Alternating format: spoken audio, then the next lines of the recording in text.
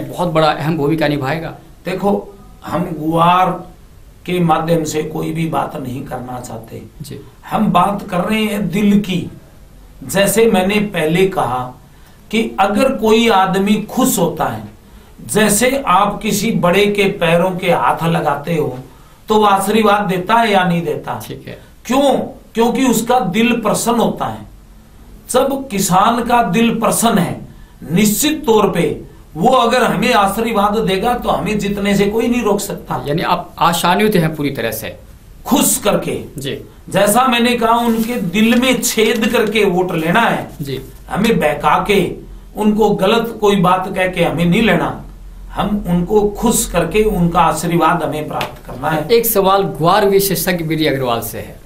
किसानों को आप क्या राय देना चाहेंगे कि ग्वार को लेकर अभी भी लोगों में पशुपेश की स्थिति है, ग्वार को बेचें या भी रोकें, बेचें या रोकें, क्या कहना चाहेंगे आप उनको? देखो, हमने बार बार में मैं उनका मार्गदर्शन पेपर के माध्यम से करता रहता हूं। हमने बताया था 15% गुआर बेच दो, किसानों ने बेच दिया। उसके बाद दोबारा हमने कहा भी 15-20% फिर बेच दो, वो भी बेच दिया। अब हम उनको जल्दी कोई भी सूचना फिर देंगे। हम ये नहीं चाहते एक भाव में माल बिके, हम चाहते हैं हर भाव में उसका माल बिके, किसान का माल उसके घर में रहे। जब जरूरत हो, वक्त जरूरत के ऊपर वो अपना माल बेचे, और सारा माल बेचेगा तो किसान को दवाइयां लेनी पड़ेगी, क्योंकि दूसरे दिन उसको जब पैसे चाहिए तो वो कहां से लेके आएगा। हमने गुआर को किसान के घर में रखवा के उसकी दवाइयों का बिल कम करा दिया। अब किसान दवाइयां नहीं लेता है, वो गुआर के को देख के ही जिंदा है। तो भाव की या किसान को गुआर की कोई चिंता नहीं है। किसान को सबसे बड़ी चिंता अब है बीडी अग्रवाल सुबह अखबार में क्या कहता है। उसको निराशा जब होती है जब बीडी अग्रवाल का कोई शब्द उसको अखबार में नहीं मिले। तो मैं जब किसान की नब्ज को हम देखते हैं कि किसान अब फेडअप हो रहा है, ठीक है, तब हम अपनी कोई भी बात किसान को मार्गदर्शन करने के लिए अखबार के माध्यम से पहुंचाते हैं। बीडी अग्रवाल को अपने शब्दों पे बहुत बड़ा नियंत्रण रखना है। ठीक है, कि पहले जो हुआ मान लो मैंने जो किया अच्छा किया, आज अगर मैं मेरी जबान पे नियंत्रण नहीं रखूंगा तो मैं किसान के ऊपर एक भी बात मेरी अगर पूरी नहीं होती है तो किसान को लगेगा बीडी अग्रवाल भी अन्य नेताओं की तरह हो गया। हमें नेताओं की तरह नहीं होना है, हमें एक किसान का साथी और किसान का शुभ चिंतक बनके किसान के साथ रहना है। अभी आपने एक नब्ज की बात की है, तो क्या हम माने कि किसानों की नब्ज अब आपके हाथ में है? देखो, किसानों की नब्ज हाथ में नहीं है। अब मेरा ब्लड ग्रुप और किसान का ब्लड ग्रुप अब एक हो चुका है। ठीक है, वो हमारी लड़ाई इसलिए लड़ेंगे कि हमारा ब्लड ग्रुप एक है। ठीक है, क्योंकि हिंदुस्तान में कहते हैं और अंग्रेज भी कहते हैं कि blood is thicker than water. जी, जो खून है वो पानी से गाढ़ा है। बिल्कुल। तो हमारा खून जो गाढ़ा है, उस गाढ़े खून की बदौलत किसान सिपाही बनके जमींदारा पार्टी का एक एक सिपाही बनेगा और वक्त पे वो हमारा साथ देगा। जी, एक सवाल हम करना चाहेंगे। छात्रवृत्ति आपने तकरीबन 65 करोड़ की छात्रवृत्ति आपने बांटी है। हम जानना चाहेंगे कि चुनाव के बाद भी क्या यह क्रम जारी रहेगा? देखो, ये चुनाव के बाद का और ये मुद्दा नहीं है जी। छात्रवृत्ति हम 1973 से दे रहे हैं। जी, ठीक है। अभी हमने पूरे बीकानेर संभाग में दी है, ये पिछले साल से हुआ है। गंगानगर में ये पहले से ही दी जा रही है। सिवानी के अंदर 1973 से दी जा रही है। 1976 में हमने वहां पे लड़कियों का स्कूल बनाया जिसमें 3500 लड़कियां पढ़ रही है। जी। वो स्कूल मेरी मदर के नाम राजकीय है। जी। सिवानी के अंदर हमने 1984 में हॉस्पिटल बनाया, मेरे पिताजी के नाम राजकीय है। सिवानी के अंदर 1998 में हमने कॉलेज बनवाया, मेरे पिताजी के नाम राजकीय है। अभी वहां पे मेडिकल कॉलेज और 300 बेड का हॉस्पिटल बन रहा है, राजकीय है। इस प्रकार जो हम बच्चों को मार्गदर्शन करने के लिए वहां से ये काम जारी है, वो काम हमने फैलाव किया है। ये छात्रवृत्ति हम हर जगह पे बोल रहे हैं। इसका चुनाव से कोई लेना देना नहीं है। आप चुनाव, आप तो मीडिया वाले हो जी। यहाँ तो हमें छींक आएगी तो आप बोलोगे छींक क्यों आई, अगर नहीं आई तो बोलेगे छींक क्यों नहीं आई। तो आप किसी को काम तो करने दो। हम मीडिया तो आपके साथ है। देखो मीडिया हमारे साथ नहीं है, मीडिया हमारे अच्छे काम करेंगे तो साथ है जी। अभी बाहर निकल के आपको पता चला बीडी अग्रवाल ने ये गलत काम किया, तो सबसे पहले आप इस खबर को बीच में रोक के वो चलाओगे। बिल्कुल। मीडिया का काम साथ नहीं देना होता है, मीडिया का काम अच्छे काम का साथ देना, समर्थन करना। बिल्कुल ठीक है। और मीडिया अगर जागरूकता ऐसे ही फैलाएगा और मीडिया अगर सही काम को अप्रिशिएट करेगा और गलत काम को डेप्रिशिएट करेगा, उसकी भर्त्सना करेगा, तो किसी आदमी की हिम्मत नहीं पड़ेगी कि गलत काम करे जी। वो अच्छा चाहे ना करे, पर गलत करने की हिम्मत नहीं होगी जी। अग्रवाल साहब, जैसे आपने एक सवाल का जवाब खुद दिया कि खुद आप चुनाव नहीं लड़ेंगे, यूथ को आप बढ़ावा देंगे, उनको आगे बढ़ाएंगे। खासतौर पर हम जानना चाहेंगे कि आपकी बिटिया कामिनी कहाँ से चुनाव लड़ेंगी? बेटी कामनी जिंदल, अभी वैसे ये पार्टी का निर्णय होगा। मैं पार्टी के अंदर अध्यक्ष हूँ, परंतु हमारी पार्टी के अंदर जो भी निर्णय लिया जाएगा, दो चीजें मुख्य हैं। आज दोनों पार्टियों में वो दो चीजें नहीं हैं। एक तो इनर पार्टी डेमोक्रेसी, पार्टी के भीतर लोकतंत्र, दूसरा है पीपल लेड डेमोक्रेसी, लोग आधारित जो जनतंत्र। ये दो चीजें अभी दोनों पार्टियों में नहीं है। हमारी पार्टी के अंदर इनर पार्टी डेमोक्रेसी होगी।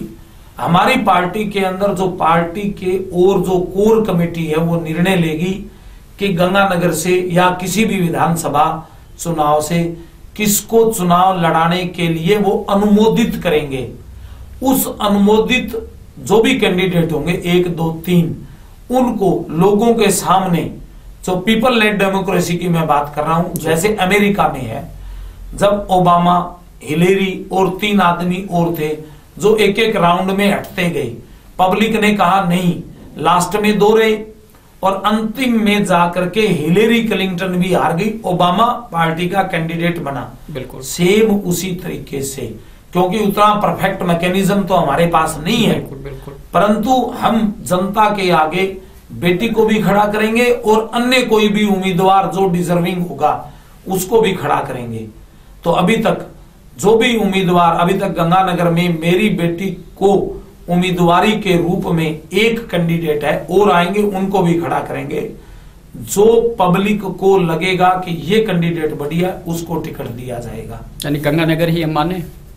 देखो गंगानगर में मैं बोल रहा हूं ना, अभी एक कैंडिडेट है, उसके मुकाबले का वो पीएचडी की हुई है, कर रही है, एमफिल उसने लगभग कंप्लीट कर ली, एमए उसने कर ली, वो लड़की 9 थीसेज लिख चुकी है जी।